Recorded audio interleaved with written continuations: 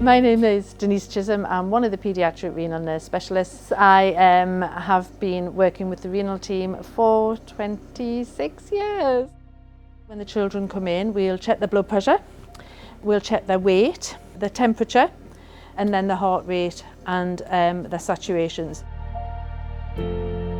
All children have a central venous catheter, which is obviously in the main vein towards the heart, and that's what we call a double lumen catheter. So that catheter, that means that you can take blood away and give blood back at the same time.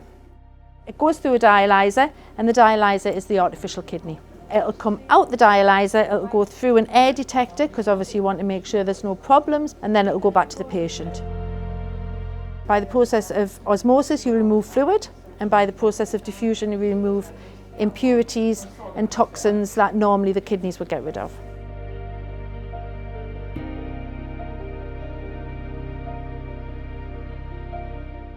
With having no kidney function at all, you build up toxins quite quickly, and all your diet intake has potassium in, phosphate in, and they're the main impurities that actually can cause problems if you don't get rid of them.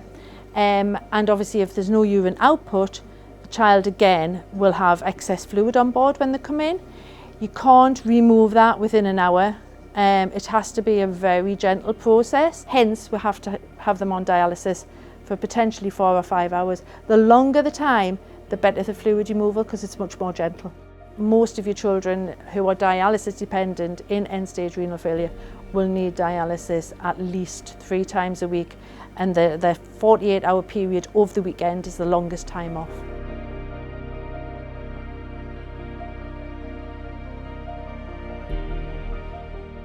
They have changed dramatically over the years. Many years ago I used to fill a big metal container and physically mix dialysis solution, and the machines were massive, absolutely massive. And you'd have lots of pumps, and they're not as noisy as they used to be, and they're not half as frightening as they used to be.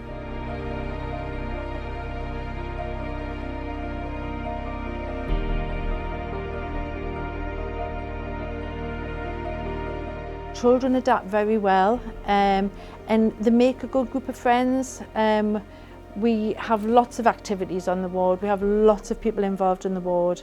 Yes, they still have to do their schoolwork, but the children adapt to it very well, even though it's 3 times a week, and it can affect schooling and it can affect how parents work. Parents have to often give up work. It's in the best interest of the child to make them feel much better. And children do feel much better once they've started dialysis.